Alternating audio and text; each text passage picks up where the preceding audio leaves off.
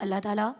قرآن مجید و فرقان حمید میں ارشاد فرماتا ہے وَلِتُكْمِلُوا الْعِدَّةَ وَلِتُكَبِّرُوا اللَّهَ عَلَى مَا هَدَاكُمْ وَلَعَلَّكُمْ تَشْكُرُونَ، اور جب تم اپنی گنتی پوری کر لو تو پھر اس کی بڑائی بیان کرو کہ اس نے تمہیں ہدایت عطا کی تاکہ تم شکر گزار بن جاؤ۔ سبحان اللہ۔ یعنی جو عید ہے یہ اللہ رب العزت کی طرف سے شکر گزاری کرنے کا بھی ایک طریقہ ہے۔ حضرت انس رضی اللہ تعالیٰ عنہ سے روایت ہے،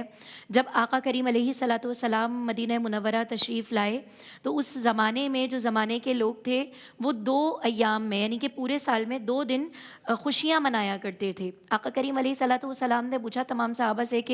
یہ تم لوگ یہ 2 دن کیا کرتے ہو یا ان ایام میں کیا کیا جاتا ہے؟ تو تمام صحابہ کرام رضوان اللہ علیہم اجمعین نے عرض کیا کہ یا رسول اللہ صلی اللہ علیہ وآلہ وسلم، ہم ان ایام میں خوشیاں مناتے ہیں، کھیل تماشے کرتے ہیں اور خوش ہوتے ہیں، جیسے کہ عید کا تقاضا بھی ہے۔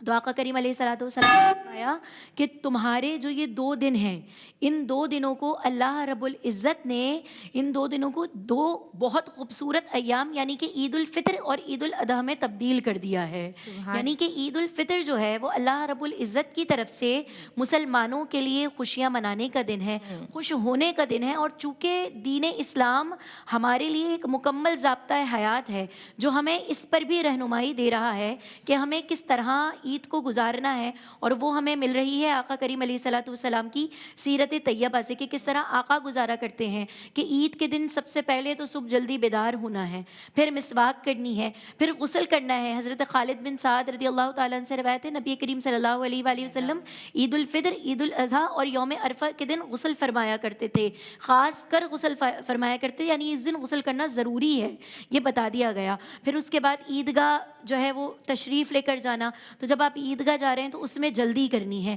وہاں جا کر نماز ادا کرنی ہے، پھر جس رستے سے جانا ہے اس رستے سے واپس نہیں آنا۔ آقا کریم علیہ الصلاۃ والسلام جب عیدگاہ تشریف لے جاتے تو جس رستے سے جاتے اس سے واپس نہیں آتے بلکہ تبدیل کر کے دوسرے رستے سے آتے۔ عمدہ لباس زیب تر کرنا، یعنی کہ جو آپ کے پاس اچھے کپڑے موجود ہوں۔ اب اکثر لوگوں کو یہ بھی دیکھا ہے کہ ان کے پاس کپڑے موجود نہیں ہوتے، وہ ادھار اور قرض لے کر جو ہے وہ کپڑے لیتے ہیں، تو منع فرمایا، کہا نہیں، جو آپ کے پاس اچھے اور عمدہ کپڑے موجود ہیں آپ وہ زیب تن فرمائیں۔ آقا کریم علیہ الصلاۃ والسلام خود عمدہ لباس زیب تن فرماتے تھے، سرخ سبز دھاری رنگ کی چادر جسے برد یمانی بھی کہا جاتا ہے۔ پھر عیدگاہ جانے سے پہلے آپ نے کچھ میٹھا جو ہے تناول فرمانا ہے، نوش